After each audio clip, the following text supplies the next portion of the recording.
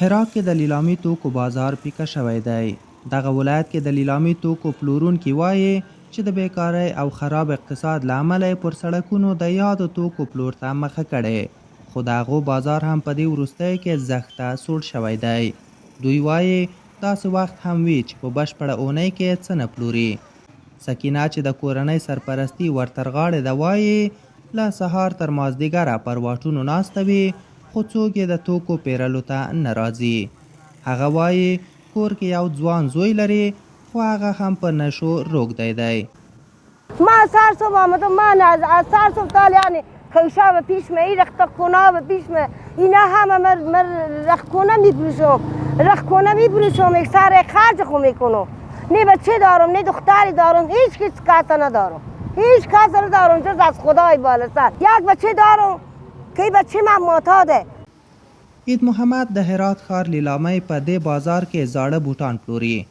خدای هم د پلور له پیکوالي شکایت کوي. هغه چې د کورنۍ لسو غړو سرپرستي کوي وایي وروستیو 4 ورځو کې هیڅ څه هم نه دي پلورلي او د دې وضعیت دوام به یې له سختو ستونزو سره مخ کړي. که انمی بسود از من از 4 روز میشه متوال یک دی تصرف نکردم. از کجا بم خرج برادر زن و بچه و دیگه خور پیدا کنم بیارم. هیچ کار غریبی نیه فلان به هر جا نه یک بمه. به تمام امی شهر که بری بگردی کار غریبی پیدا نمیشه. کار نیه، پول نیه، مردم پول نداره، مردم قدرت خریدن نداره، حتی به خونه نمیتونه مرتکه 4 تا نون پیدا کنه.